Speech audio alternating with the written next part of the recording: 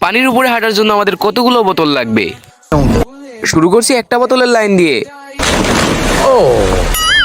দুইটা লাইন বোতলের। আমরা লাইন ডবল করে দিছি যাতে মোটা ভাই তাড়াতাড়ি যেতে পারে। যাও। বোতলের তিনটা লাইন। এখানে তো পানির চাইতে বোতলের সংখ্যা বেশি হয়ে গেছে। আমার পুরা বিশ্বাস আছে এবার আমি পার হয়ে যাব।